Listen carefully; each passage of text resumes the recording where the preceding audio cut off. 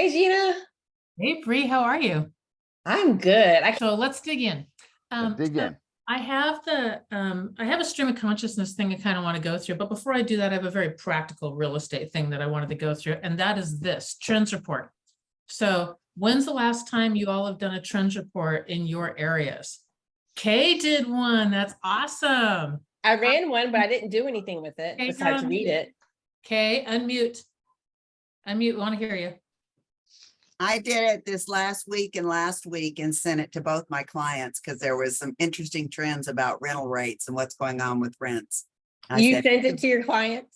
Yep. Yeah, it's when there's a strange market thing going on, it's time to, I mean, it's a good thing to do every single month anyway, to really know what's going on. But when there's a strange shift and you can start to feel it, it's time, which I can feel it here. I really can. I'm assuming you guys can feel it in your areas also. It's time to go back in and do a trends report. And Anna, have we talked about what a trends report is, sweetie? We have not, but that sounds exactly like what I need to do. All right. So here's what a trends report is. It's super easy. Gather any boundary. I like the MLS and to actually go get the raw numbers, unless like we've talked before, unless RPR in your area is like massively accurate. So I like to just go straight into the MLS. But grab your boundary of whatever you want to grab: city, county, neighborhood, school district, area that your client's looking in, just whatever your boundary is, line up your boundary, and then run a report of every single thing that's sold. I like to do one that matches up. If I've got clients in particular that are looking for a specific, 3-bed, 2-bath, whatever, I'll do what lines up with that. But I'll also do one that's just everything in that boundary. So every single thing in that boundary that's sold within the last 30 days. And then once you have that, you want the report that totals it up and gives you the averages at the bottom of list price for sales price, days on market, those particular kind of numbers. And then run the same exact boundaries, but change the dates to a month prior. Don't run 2 months together. Run like, for instance, this is August. So I would do one for July, and then another one for just June, and another one for just May. That's it. So it's 3 complete contained separate months, not 1 through 3 months or 1 through 2 months, just literally all of June, all of July, all of August. And then do a short little graph on paper if you want to, that looks at price per square foot, list price over sales price ratio, and days on market, and look for the trends, because trends will start to pop up. And you'll never see that if you just run a standard CMA of everything that's sold within the last 30 days, plus or minus 200 square feet, blah, blah, blah, blah, blah. So you're looking for the trends. Are the days on market increasing? Is the list price versus sales price ratio widening out? Are we starting to see a lot more price reductions? Are we, is it going the other direction? Is our days on market is it holding still? Is it even tighter now? Just look for what the trends are, because it's not that everything that goes down continues to go down, but it helps when we're at this weird place in the market that we're sort of teetering around. We're not shooting up like we were for all those years, and we're not shooting down like we did for all those years. We've been on this teeter-totter for the past 2 or 3-ish years of just kind of doing this weird thing, right? So it'll help you with that, but it also gives you this great reason to contact your clients. Especially if you've got clients that are saying things like, I want to wait for the interest rates to go down. Ha ha ha! Like that's going to happen. Well, okay, but if the interest rates go down, your prices will go up. Better to lock it in at the lower price now with the higher interest rate. If they do go down, just refi. But it gives you some conversations to be able to say, this is what we're seeing with the trends. So anyway, so does that make sense, Anna? Oh, it totally does. I just wanted to know, what tool do you guys use to track it? Is there a software? Do you put it on Canva? I'd love to turn that into graphs and some kind of visual illustration for people too, because people tend to gloss over numbers. Yep. So Kay, what did you do? And then I'll tell you what I did with your report. You're muted again. Beautiful. I took the lazy way out. I had one that was just pre-sent to me about market trends. comparing this month to last month and comparing it to prior year, and I just sent that out. So I didn't do as good as Gina did. I did No, a, and I did a there is newsletter with a graph in the middle. I didn't do the support doc with it, support documentation. I just did a newsletter with the graph in the center. And I would just sort of have the graph, but then I always said something like, what does this mean? Question mark. And then I explained what it meant because people don't know what it was. So I would Canva something because I love love that. Canva. Yeah. Mhm.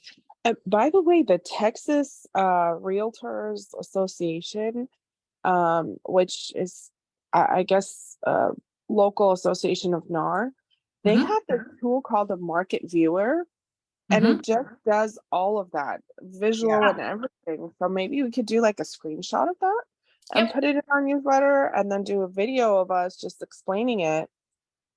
Yeah. You What think does it that mean? would work? I love that. I love the video wrapped around it also. The Bay Area, San Francisco Bay Area one did it also. Every single month they had, it was awesome tool and it did it all for you. It was wonderful, which works really good if you're pulling their like their city, the county that they did. I can't remember if they did counties or I think they did county wide because that Association of Realtors covered like 6 or 8 counties or whatever. So if I wanted to hone down tighter, then I would run my own and hone it down tighter.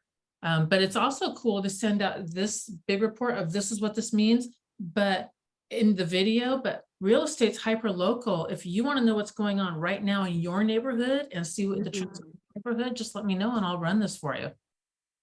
I like that. Or maybe like if I do San Antonio, I can include the San Antonio report analysis, the Austin report analysis, and then Texas wide, maybe. Oh, That might that's good too. That's Yeah, that very cool. Yeah, yeah. okay. Yeah. So play with it. It's a Okay. set of numbers to go play with. I love that. Thank you so much, my love. I appreciate you. You are massively welcome. Okay, now we got the practical thing done. Stream of consciousness stuff. Has nothing to do with real estate. So I've just been kind of pondering through this, and I'm going to be talking to you sort of at the edge of my thought patterns, which means like I don't have an answer. I just have a bunch of questions that I'm asking. But it's been really interesting me. And as I was thinking last night what I wanted to talk on, I was like, this is the thing that I've been obsessing over in this crazy brain. So I'm like, this is the thing we're going to talk about. Okay, so the question that I asked myself, or actually I was listening to something and they said, we can't even figure out, this was one throwaway line in this big long podcast. We can't even figure out what the meaning of life is. How in the heck are we supposed to do da, da, da, da? And I was like, I instantly was like, challenge accepted. I know the meaning of life. And then I was like, all right, Gina Hansen, what's the meaning of life? Well, it's to create things. And then I was like, well, but wait a second, does that really test out true or not? And I was thinking in particular of the Brooklyn Bridge. That's been in the back of my brain for a little while because the story around the guy who created the Brooklyn Bridge. And the guy's name was like Roebling, Roebling, I think, started it. He had a new way for twisting the wires, and he'd done a couple other bridges before, but this bridge was like half again as long as anything that had ever been done before. And this technology that he had created with these twisting of the wires, which we see all the time now, you see all the cables twisted that hold up the suspension bridges. That was like a completely new thing. It was untested. But he had engineered, he'd already built the Cincinnati, some bridge in Cincinnati, some bridge in Pennsylvania. He was going to build this one. So he designed the whole entire thing out. And it was his dream to build this bridge, which is like a mile across. It's huge bridge. And then right before he could start building it, he had everything all drawn out. He was approved. His foot got crushed. It got amputated, then he died. And so it passed on to his son, who was also an engineer. So his son began building it. And actually it went to the wife because he'd trained the wife in how you do all the calculations. So his widow worked with her son so that they could build this bridge. A bunch of people died on the bridge. They had to dive down under because the bridge goes over the water, and they didn't know what depth sickness was at that point. So that they were getting the bends and dying. So There were all these problems. So to this day, they tried to get down to bedrock to put the bridge on bedrock, and it doesn't, it sits on sand. Anyway, so then the son got really, really sick at the end, and he couldn't be there either when they actually opened the bridge. And you guys might have heard this famous story. They thought that this was the bridge that they thought would collapse from the weight because it was so big. At the time it was built, it was the longest, it was the tallest structure in North America at the time the towers were, at the time this bridge was built. And they thought that it could collapse if there was too much weight on it. So they actually had this stampede because there was a lot of people on the bridge. They freaked out, they had panic, they stampeded, and there were, gosh, 8 people, I think, died in that. And so what he did, the son and the widow, to prove that the bridge was safe, the son was bedridden at that point with some illness, to prove that it was safe, they had, I think it was P.T. Barnum, but they had elephants, a parade of elephants go across the bridge. That's this bridge. Anyway, so I thought, well, the meaning of life, to circle back to that, is to create. And then I thought, well, is that true or not? You should test out your hypothesis in your head. And then I thought, well, Van Gogh created, he's one of my favorite artists. He created like crazy, but he was dirt poor. And if you ever read his letters to Theo, his brother, who was a pastor, and supported him, his whole family turned him out. You're crazy. I forget what he was classically trained to do. I think he was supposed to be a pastor, a priest also. I can't remember, but he was classically trained to do something, turned around and only painted, and was so starving. They would never show his works in the gallery. The only showings he really ever had were like in cafes and things like that. And his friends had to arrange him because his art was considered so ugly. It was considered very ugly.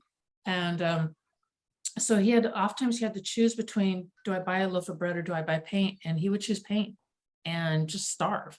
So he was starving, weak, considered crazy. The irony is they think now that Van Gogh probably has stigmatism because it makes your eyes sparkle like that. And they think that because he said all the time, I just paint what I see. Like, why don't you guys understand what I'm doing? I just paint what I see. And they didn't, because you need astigmatism to see that way. So he painted what he saw, but I mean, he cut off his ear, he went crazy. His life, if you asked us on our side, is that a life of meaning? You created this great, beautiful work that, is worth millions, that, millions of people go to see every year of his paintings. Would you ask him if that was a life of meaning? And when you read the letters that he wrote to Theo, there wasn't really a life of meaning in there. There was just a man that passionately wanted to paint and believed in it, but lived a horrible, sad life where he constantly questioned his sanity and what he was doing. And it doesn't look like a life of meaning. So, all right, creating's probably not it then. All right, so then, well, what is it, Gina? What is this life of meaning? And why does it even matter?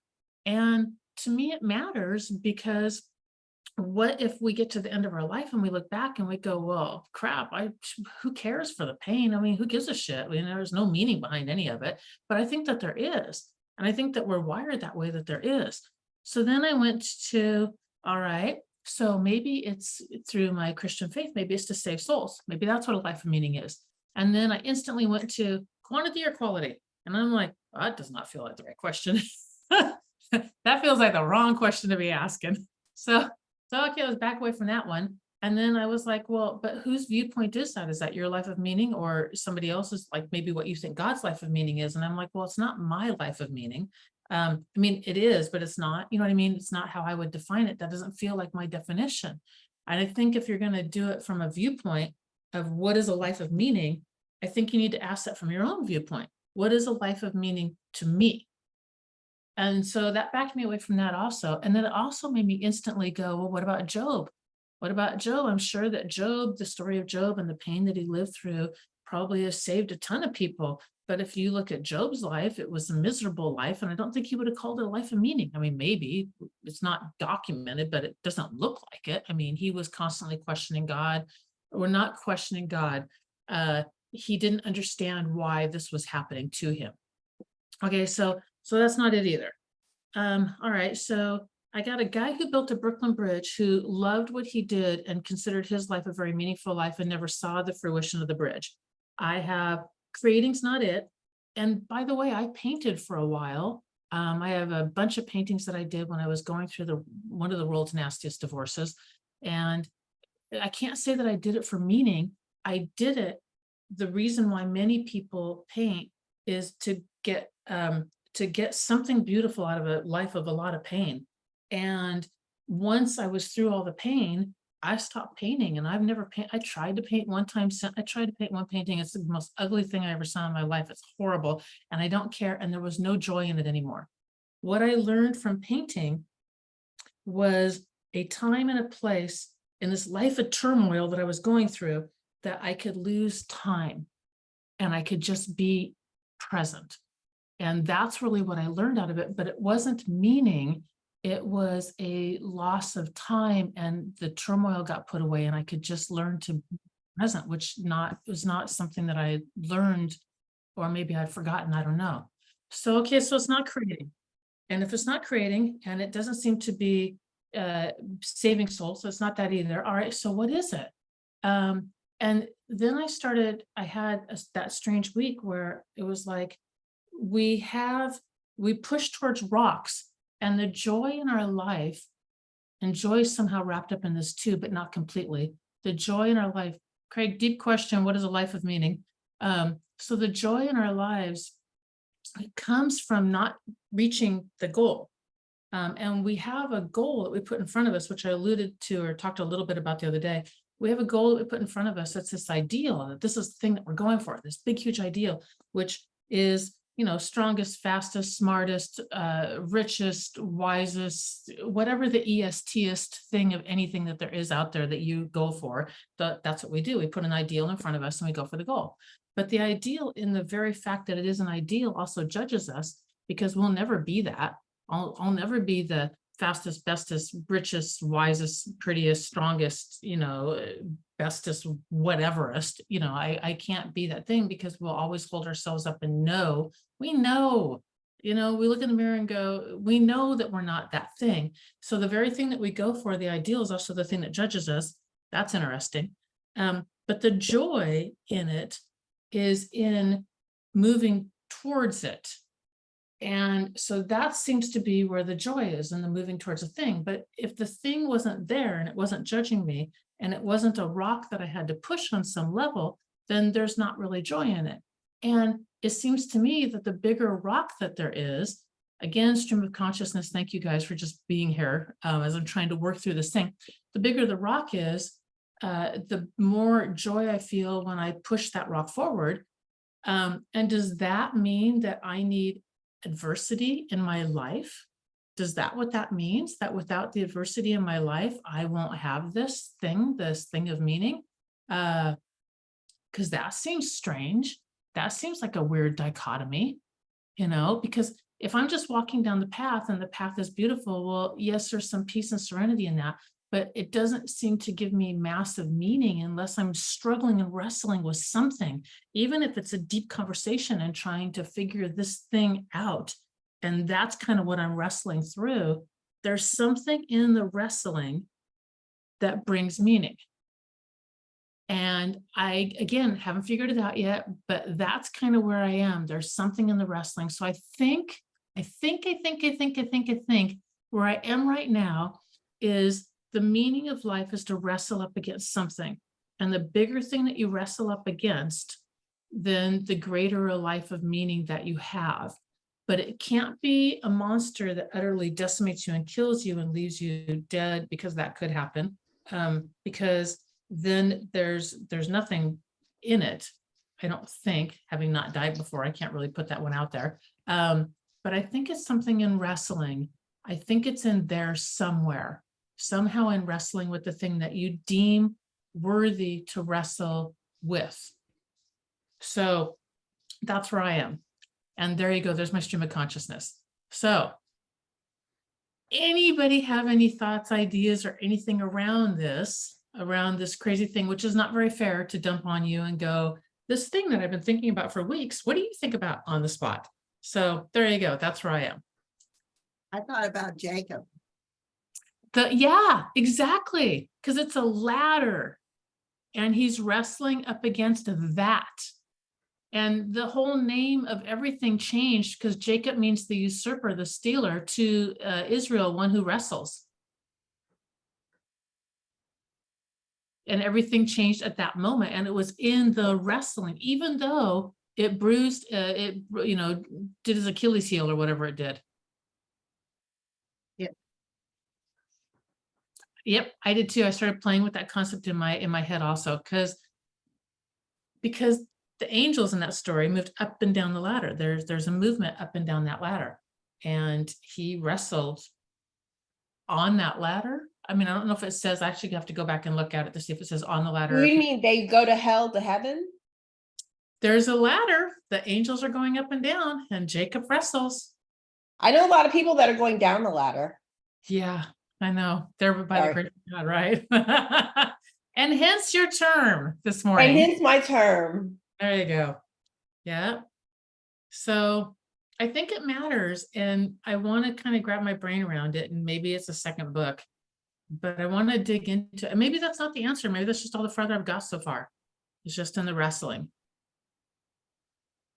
I love your thing about painting and how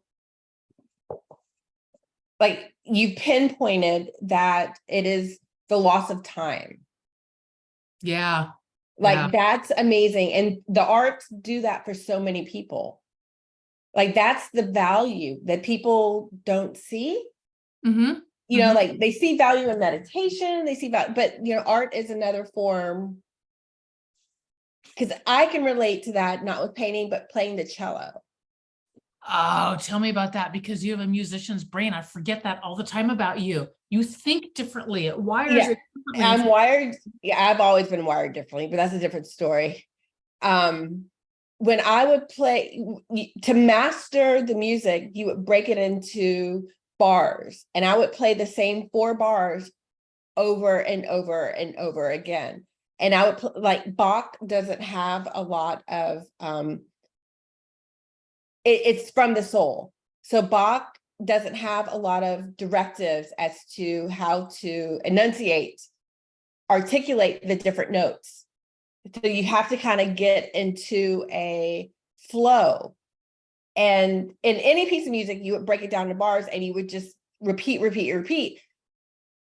But each time you did Bach, because it didn't say staccato here, adagio, like you really had to be one with the music. It would be different every time, but you keep doing it until it felt cohesive.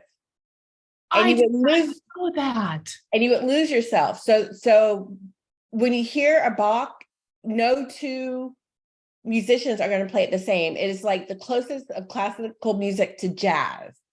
Like jazz, no 2. Miles Davis never played the same piece twice. Because there was but anyway, and here it is, I'm 53 years old, and the reason I really love it is because I was just in that moment, and I would do that for hours. So I have a question for you. When you're playing Bach or jazz and you're in it to get it, and therefore it's different, are you different or is the audience different? Which one is the different, or is it both, and do they play off of each other? It's both. I mean, when I'm rehearsing, you're in it yourself. It's like you're competing with yourself. Your mind is going. And then when you're with the audience, you're connecting. So, and each audience is different. And then each time you're playing, it's a little bit different. And that's the beauty of jazz, because the best way to hear jazz is in person, because the musician is connecting with you. So jazz is a story. It's very much a story. And listening to it, not that it's bad to listen to it like recorded, but jazz is amazing in person because they kind of, the energy. But the losing track of time is like key. Because you can't, I mean, your composition may be about chaos and world order, but you're just thinking about that in the moment. You transcend Yeah. time. You absolutely, it's something that completely and utterly transcends time. As Yeah. painting did for me as well. And because of ballet, I have a movement feel. Wow. So when I hear music, I think of my cello and my flute, but also I think of movement Mhm. because of the ballet. And so I see it. I see music. Right. Yeah, I see colors with music. So I know a little tiny bit of what you're talking about. I hear it in colors. Which there's a name for that. I just, whatever the name is. That's super interesting. And math is my strongest subject. Okay, so I'm a math lover also. Although I talk a lot. Hey, all those people that got told they talk too much We all. in Yeah. I mean, in school, we just became real estate agents. That's what we Right. did. Yeah. Okay, so the math is an interesting thing also because math is in everything and it transcends art, music, time, space, obviously geometry, you know, in addition to you know, just plain math, you know. Yeah. People think differently. Okay, Craig, tell me about that because I didn't know that one either. What did he say? Craig wrote down math people. Okay, Craig, you just go. You have the floor, baby. So from what I've heard, like math people, they think on a different level because they have the ability to solve different formulas and you know, all of that stuff. So they think from a different part of the brain. You know, so they're thinking from a deeper level than most other people. I have a brain. Woohoo! I'm not a math person, so. I just listened to something where it was a person who spoke. He was not literate. He spoke in a First Peoples language, an American indigenous language. I don't know what language, but he was not literate. He could not write. I mean, literally could not write. He was not literate. But he has his brain's wired differently and thinks differently because it didn't structure around us with words. And I wonder if it's like anybody that's old enough to pre-cell phones, when we were kids, we had to memorize everyone's phone number, right? I mean, and how many phone numbers did I have memorized? Like, who knows? Like all my friends, everybody, mom's work, you know, everybody, I had everybody memorized. And I know my husband's phone number, but the only reason I know my husband's phone number, I don't know my kids' phone numbers. I know their area code. Like, that's pathetic, you know? The only reason I know my husband's number is because it's the exact same as mine. Mine ends in 7-2 and his ends in 8-5. And we did that on purpose, you know, because we could. But people that don't speak literally, people that don't write, they have to memorize all that. And they think in stories much more so than even we do because they have to memorize it. And I found this out, which I thought was beyond interesting. Poetry was originally created so that we could memorize long texts. When poetry first was created, you know, however many millennia ago, or wherever that meter came from, it's so that we can memorize long text. And I would bet to say, I need to count how many lines are in, I know 2 poems, one poem well, and I don't know how many lines are in it, but I want to go count how many lines, because I would venture to say that in today's day and age, however many lines are in that poem, I bet you most people don't have that many lines memorized, period. And I only have that one. I have Jabberwocky from Alice in Wonderland memorized, which is not that big of a deal. You know what I mean? I mean, there are people that have the whole God knows what memorized, right? Homer's Odyssey. Under the spreading chestnut tree, the road less traveled. Woods. Well, you know, there's a scientific pattern in poetry. The Iliad was written in iambic pentameter. And so the entire book has a cadence, has a flow. Girl said she has a brain, y'all. Like, hello, cello, flute, ballet, and knows the Iliad was written in what Iambic pentameter. iambic pentameter. So each of the syllable, like each of the words, and it was Yes. a pattern, but the whole book was written in Latin, or yes, in iambic pentameter. And so you could really like get into the flow of that, like every paragraph. My son sent me this thing that was interesting. So my son's also a math whiz, loves math. And he sent me a song by a band. I don't like the music or the band or anything like that. It's way harder than is my gig. But the song goes in like 2/4 and then 3/4 and then 4/4 and then da da da and then da da da da da, and each one adds up all the way through and then subtracts back in. And I want to say it's Tool, but I could be 10,000% wrong. I don't know. I really don't know. But he sent me the song and he's like, just listen to this. And I was like, yeah, don't like it, because we'll send each other stuff all the time. And he goes, yeah, here's the story behind it. And that blew me away. And I have so much more respect for them as musicians because of the math behind what they did. And it works. Again, not my gig, but it works. To fit the words, to get the right words to fit within the cadence of the poetry is a science, is a math.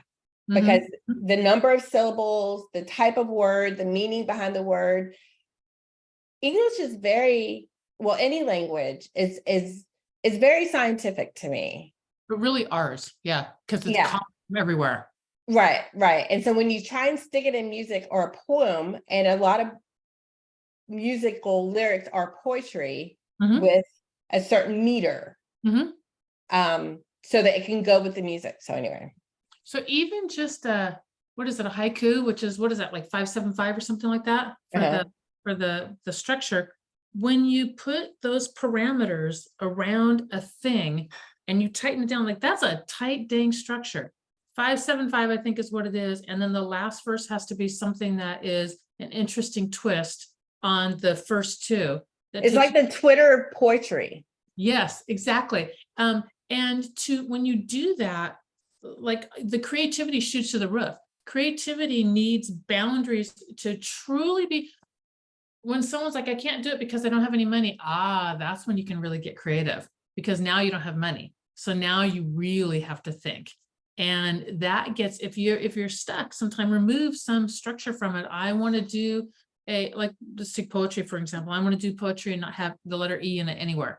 Well, okay, now it just got interesting, like really interesting. Like, how in the world are we going to do this?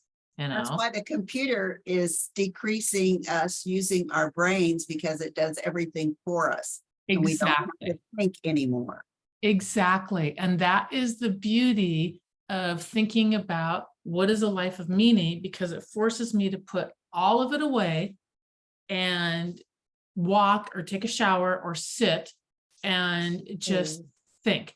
And I don't now, when I think, my thinking time, I don't even do paper and pen anymore, because I will write down what I think is the answer. And then I have found that my brain will just stop working and go, okay, well, that's the answer. And it feels like it, and something must happen in the brain. And I know it does when we write something down, because it literally stops it, unless my point is to write. And you know what I mean? Like, I want to write a story, but even then it's thinking, and then kind of putting it into the words and crafting it. But I have to spend the time here and not there on that. Yeah, Dutch. That last statement about writing it down, the eyes are the windows of the soul. Your eyeballs are directed or connected directly to your brain.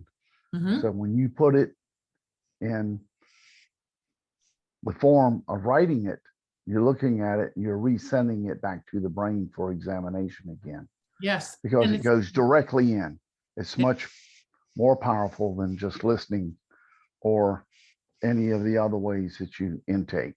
Yeah, you're right. It's part of why movies are such a powerful medium, because on the one hand, because the visuals there, and it's harder to get a visual out of your head. On the other hand, have you ever read a scary book where you just read the scary book and then you watch the movie and the movie's not scary at all, but this was terrifying? because your brain starts to put together, yeah, the god awful, scary. Yeah. Like, And you feel it. You yeah, feel it. yeah. It's like, Yeah, I remember when they did The Shining way back when, not the newer one, but the old one. When I read The Shining, it was terrifying. And then when they did my husband loves the Jack Nicholson movie, and I'm like, eh. And he's like, but Jack Nicholson, I'm like, yeah, I don't care. That's not, I mean, it was terrifying in my head, terrifying, So this is an interesting thing that it does. So anyway, well, I don't have my answer for the life of meaning, clearly. I'm still mucking through it. If it is to struggle, to wrestle, I prefer the word wrestle than struggle, because wrestle implies that I've got a shot at wrestling it down. Struggle has bad connotations for me, just negative connotations, but wrestle is something that it's more of a sport, I guess, and I willingly go into it. And I think of my mind wrestling around stuffing anyway. Then perhaps I need to make sure that I have things that for my life for me to wrestle with on a regular basis. I have a question. Ask away. Do you learn more from failure or from success? Oh, okay. So glad you mentioned this. I was going to talk about this. There used to be a game. Thank you, Dutch. There used to be a game. I'm sure there still is a game. I do not remember the name of the game, but it was a pegboard and it had 6 different colors. 6, Gina. This is not 6 different colors. And behind this little screen, you put 4 little colored pegs. So like red, blue, blue, green, whatever. And then the person on the other side who cannot see your pegs had to guess the peg color and the pattern. And then you only told them, okay, you have 2 of the right color in the right spot and 1 of the right color in the wrong spot. And that's all you told them with these little, the other little black and white pegs, that this is what you have. And when you played that game, the interesting thing was, if you were on the side that was trying to guess the other person, you would think that an answer where you got the right colors, but all in the wrong spots, like, oh, I got all the right colors. Like I'm close to and you only had so many guesses to get it. I'm close to winning now. But the best response you could ever get is if you guessed 4 colors and you have no right colors and no right holes. It's an absolute failure. And you learn more from that failure than you ever learned. The game was really quickly. Like if I could get my first one where it was a failure all the way across, I could win that game in like 2 or 3 rounds, like boom, boom, done. Where if I got some in the right and some wrong, so I'm partially right, then it took much longer, which is why I was so grateful when I was like, well, it's creativity. No, it's not, because of Van Gogh. Oh, well, it's saving souls. No, it's not, because of Job. 2 wrong answers right out of the gate within 5 minutes of each other. And I was really grateful because I was like, all right, we know what it's not. And oftentimes it's easier to go, that's a definite no. You don't have to waste any more time going down that path. That's a definite no. So shift gears quickly and move over this direction. That's a definite no too. Okay, it's not that either. So I was really grateful for that. So yes, I learned much more out of failure than I do out of success, which sucks because failure hurts. I don't know. I learn a lot from it. Like algebra. I failed algebra my sophomore year. Got sent to the library where all the senior girls would come in and go to the reference material. Of course, that's where I sat during my library time because they kicked me out of class. What a lesson to learn there. But in order to get into college, I had to have algebra. So I went back to summer school. So I aced algebra.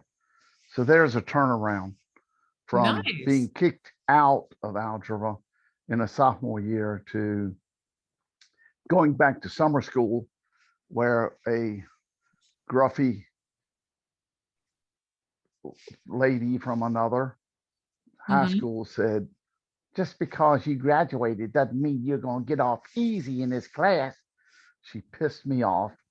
And I said, well, I'll show you. I'll do all my homework. And that's how I learned. And so from there in college, I learned several different math skills that I probably would have never learned, except I was told by my counselor I was too stupid to go to college, that I should get a vocation. So I ended up with both. I was a machinist who got into college and had some training in electrical engineering. So I always look at the math challenge and all the other things. I may not just love it, but I don't just concentrate on it, but I'll concentrate on it long enough that I can become comfortable with it and that I can use it. Yeah. So I look at where there's weaknesses, I attack the weaknesses. I go after the Exactly. weaknesses. I find Exactly. out where I want to be well-rounded, and I don't mean that by eating too much carbs. I mean, I don't want to be weak in any area. So if I'm weak in an area, then I'll back off on the things that I really love and excel on and try to focus on and put myself into a position of figuring it out, of going against that. One thing I haven't conquered is what Brianna has, and that's a musical instrument. But music really restores my soul and really changes me. My wife and I have a constant debate about music I think because it affected me my entire life, I kept think me it alive. Yeah, I think music cuts through in an interesting way. It's a very interesting medium, and it makes you want to move, and it transcends. It's cross-cultural, and whenever there's anything that's cross-cultural and cross-time, so it's not just across different cultures, but across different times as well, then you have something that has a great truth behind it. So that's interesting. Switching gears over here, Anna, you're a person. Do you want to know what's going on? Yes, for sure. All right, so here's the deal. Once you're done paying the initial Gary Keller, good Lord, Gina, where are you? Wow, Gary Wilson cap. I can't tell you, by the way, how many times when I do say Gary, people do think like, you're talking about Gary Keller, like, like we're buds and hang together and he used to work for me. I'm like, yeah, hell no, but whatever. Anyway, so when you're done with the initial $20,000 cap, in EXP world, you have to come off of that part of the GIA team so that we're not capped, because they make you, okay, the rules with EXP are this. They say that if you're going to be on a team, that team leader has to pull 50% of your paycheck, and we don't. We pull, 25 or less if you've got huge production. And so we had to really go up against EXP, and Gary got it approved. He was one of the first people to ever get it approved at the 25%. I got mine approved also by, again, going up against the same thing. And then the way EXP wants it to be is no matter what, if you're always on a team, they always pull 50%. And Gary and I are like, no, we want to pull 25%. And then we only want to pull 5% with a tiny cap. So it's a different team that you'll be on. Everything stays the same. It's a piece of paperwork in EXP to jump through their hoops so that we can run our commission structure the way we want to run our commission structure. So that's all it is. So I guess it's good news in a way that I've reached the cap, but at the same time, so do I have to re-sign with GIA again, or how does that work? There's two different teams that Gary and I run. I mean, each of us. So we have the traditional team or standard team or self-organized. I don't know what the hell it is. It's some kind of team name that they call us.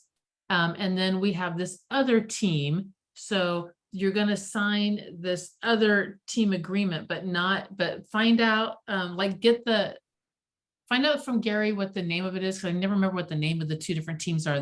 They're both GIA. There's just one's like a standard team and one's self-directed or something like that. And then we just want to make sure that you're signing the self-directed one. And that's what guides EXP and how they run commission and all that kind of stuff, is that team agreement. So gotcha. Basically group B, right? Basically it's when you're it's group B. It's exactly what it is. Okay. And we call it that to try and make it easier for the agents to understand. And I know, because when I went up against this, when I built my team, and they were like, you can't do that. And I'm like, hang on a second. I'm like, I just want to go do this thing right here. And I read through all their documentation. So I knew what it was called at the time. I'm like, I want to just do that. I want to start them off here, but I want to do that after the first year. I want to move everybody over there. And they're like, oh, you can do that all day long. I was like, cool, then that's what we do. So that's what it is. But we had to work it through their terminology and their rules to get them, and then ask them to bend the rule for us so we don't have to pull 50% off of our agents, because we didn't want to do it. And by the way, it's 50% forever, no cap. And that's how EXP wants a team set up, where everybody on the team. That's crazy. And Gary and I were like, no, we don't want to do that. They won't stay with us forever. Why would we want to do that? We want forever team people. We want to build partners. Yeah. So anyway, that's what it is. Gotcha. Thank you. I'm so sorry. I didn't mean to detract. I just got worried. I thought I was hacked or something. I'm Nope. like, what? I've been with GA the whole time. What's happening? Nope, that's what the script is. The script is what's the challenge, or what it's, who knows where the conversation is going to go. It's amazing. Love it. So, all right. Anything else for anybody else? All right, here's my thing. If you come up with something that are your thoughts around meeting, I am super curious as what those are. And I would really love to hear your trend reports, and I would like to hear your insights on Tuesday of I pulled it and this is what's going on in our area. Because I think that's super interesting as far as what's going on, and it's going to help also when the shift really does happen. Which right now, stuff's going all over the map depending upon where people are. I mean, it's really kind of crazy. When a shift does happen, it's really hard to see when you can see kind of the season, and then all of a sudden, bam. And that's just what it looks like, either direction. All of a sudden, when it was the other direction and everything stuck, all of a sudden it just went, I mean, the investors came out and then the whole thing went crazy. I was like, whoa, we were all kind of hanging on, trying to catch up with, we can price our house at 10% above the market. I'll still bid it higher, So the trends report will help you with, oh my gosh. And then if you do it every month, you'll literally be able to go to people and go, the market changed. Like we did it up in the Bay Area, and it was the day after Super Bowl. That's the day the market changed, whatever year that was that hit. And it's interesting because people are like, how do you know that? Because this is what I do. Shift. Yep, exactly. Lean and mean.